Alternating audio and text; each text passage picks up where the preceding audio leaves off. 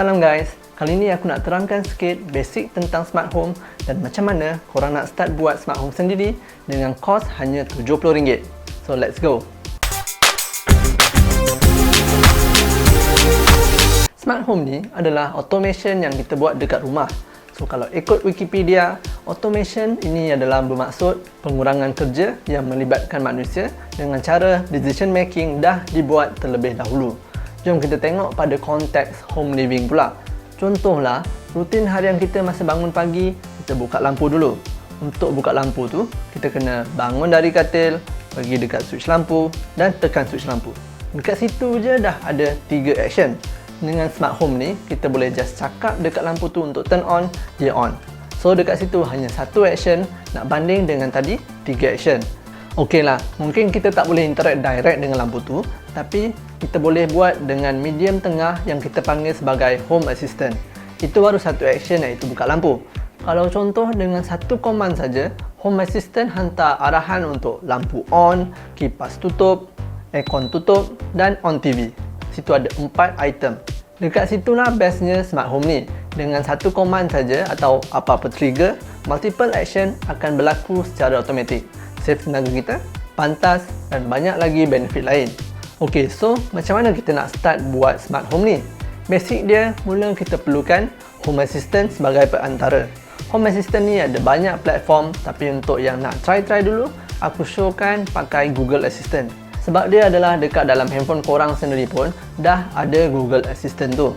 So untuk permulaan, korang tak perlu pun nak beli device home assistant macam Google Home Mini ataupun macam aku punya ni, Google Home Max untuk korang interact. Mungkin korang boleh invest pada benda-benda ni pada masa akan datang lah. Untuk yang pakai Android, cara nak set up Google Assistant adalah korang pergi dekat Google Apps, tekan dekat gambar profile korang dan pergi dekat setting. Dalam setting ni ada voice dan on hey. Untuk first time, mungkin perlu set voice match terlebih dahulu lah.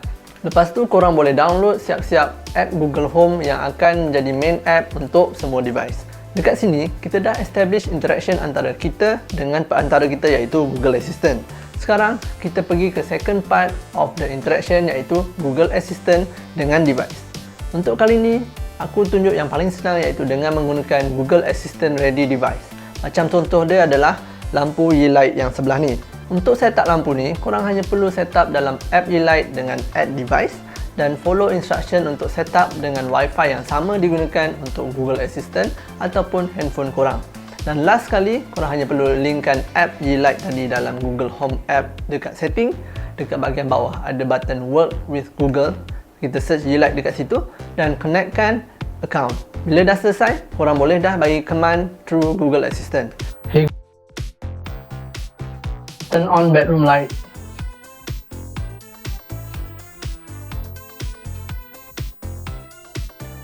Hey, change the bedroom light to green. Hey, change the bedroom light to sunset. So, kalau macam setup macam ni, cost setup hanyalah harga lampu Yeelight ni yang berharga dalam RM70. Tapi, macam mana pula nak setupkan kipas, aircon, TV, lampu yang bukan Google Assistant ready pula kan? Dan macam mana pula nak setup multiple device macam ni dengan cost yang lagi murah? Itu aku gunakan benda ni. Tapi untuk ni, aku akan share next time lah. So, jangan lupa like, share and subscribe channel ni. Untuk yang nak tengok sikit macam mana Smart Studio setup aku, boleh tengok dalam link desk setup aku di pengakhiran video ni. So sampai sini saja untuk kali ni. Ciao.